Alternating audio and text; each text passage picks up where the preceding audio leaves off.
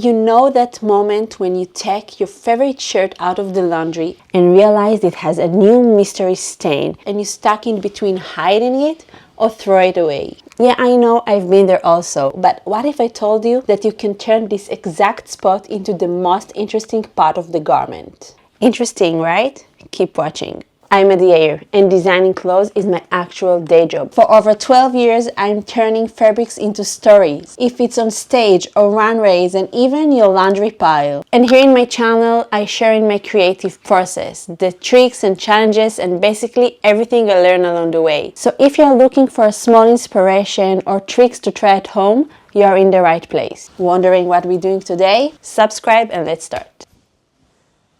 Oh, I have a dizzy. First way I want to show you how to turn a stain into golden detail is with foil printing. If you have never tried this before, it's easier than it looks, but it does take a bit of patience.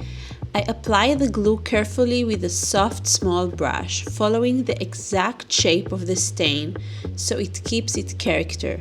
Then I wait for it to dry, fully dry, and lay a gold foil sheet on top, shiny side up. I press it with a warm iron for about 15 to 20 seconds, let it cool for a moment and slowly peel it off. Wherever the glue was, the gold sticks. It doesn't always work on the first try, so you can press again or add more glue if needed. It takes some trial and error, but when it works, the stain becomes the feature, a unique detail that upgrades the whole piece. The second way I like to turn a stain into gold is with hand embroidery. I'm using a gold embroidery thread by DMC. These threads usually come in 6 strands, but that's too thick for this kind of detail, so I split it and use only 2 or 3 strands. Then I place an embroidery hoop around the stain to stretch the fabric and make it easier to work on.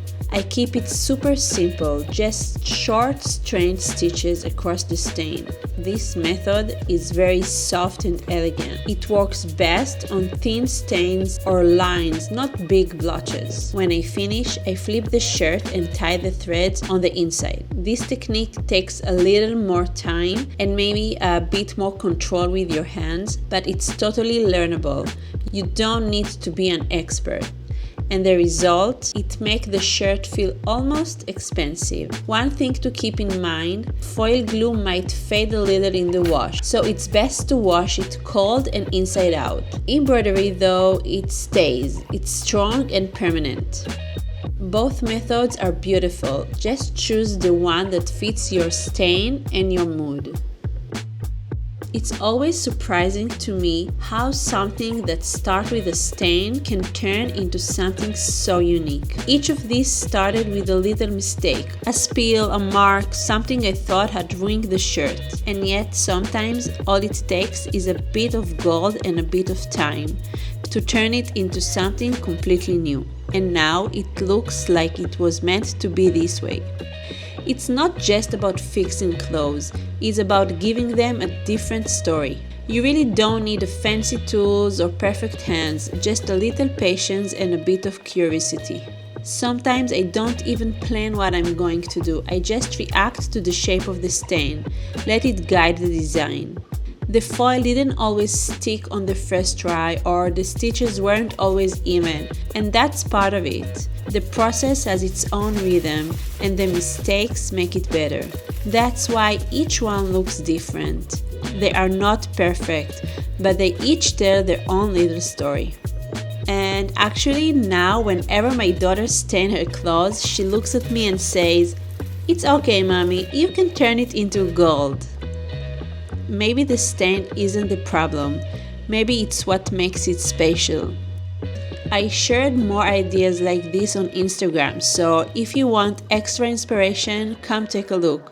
There is so much more you can do with this. And if you try it at home, I really want to see it. Tag me or drop a comment and show me what you made. And if this gave you an idea or made you look at your clothes differently, you probably want to see what's coming next. So hit subscribe and like this video, and let's keep turning small problems into cool ideas. I see you next time.